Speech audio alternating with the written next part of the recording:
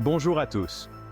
Aujourd'hui, nous allons explorer un sujet qui touche beaucoup de gens, mais qui est souvent mal compris, la solitude. Bien que la solitude puisse être perçue négativement, il y a eu d'importantes avancées dans la compréhension et la gestion de ce phénomène. Notre discussion mettra en lumière ces progrès et les moyens par lesquels nous pouvons transformer la solitude en une expérience plus positive. La solitude est un état émotionnel où une personne se sent isolée ou déconnectée des autres, même si elle peut être entourée de gens.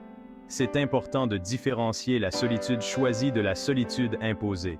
La solitude choisie, où l'on recherche volontairement du temps seul, peut être bénéfique pour le bien-être personnel. En revanche, la solitude imposée, souvent ressentie comme une absence de connexion sociale significative, peut avoir des effets négatifs sur la santé mentale et physique. Les impacts de la solitude imposée incluent problèmes de santé mentale. La solitude peut contribuer à la dépression, l'anxiété et le stress. Effets sur la santé physique. Elle est liée à un risque accru de maladies cardiovasculaires et à une diminution de l'espérance de vie. Réduction de la qualité de vie. Les personnes solitaires peuvent éprouver un sentiment de vide et de désespoir. Heureusement, la recherche sur la solitude a considérablement progressé ces dernières années, et plusieurs avancées importantes ont été faites. Recherche en psychologie et neurosciences.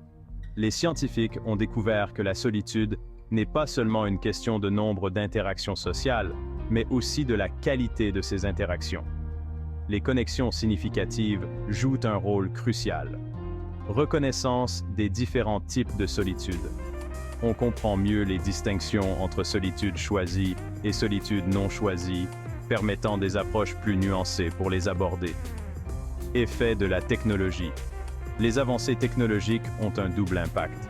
D'un côté, elles peuvent aggraver la solitude si elles remplacent les interactions humaines réelles. De l'autre, elles offrent des outils précieux pour rester connectés avec les autres, même à distance. Il existe plusieurs stratégies pour gérer la solitude de manière constructive et favoriser des connexions sociales significatives. Cultiver des hobbies et des intérêts. Engager des activités qui vous passionnent peut vous aider à rencontrer des personnes partageant les mêmes intérêts. Rejoindre des groupes et des clubs.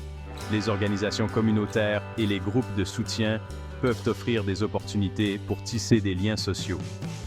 Prendre soin de sa santé mentale, la thérapie, la méditation et les techniques de gestion du stress peuvent aider à améliorer le bien-être émotionnel.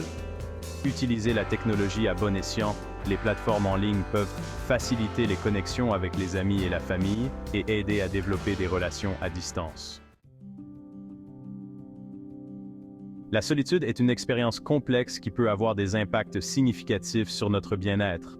Cependant, grâce aux avancées dans la recherche et à une meilleure compréhension des dynamiques de la solitude, nous disposons aujourd'hui de nombreux outils et stratégies pour la gérer de manière plus efficace. En adoptant une approche proactive et en cherchant à établir des connexions significatives, nous pouvons transformer la solitude en une opportunité de croissance personnelle et de développement social. Merci de votre attention.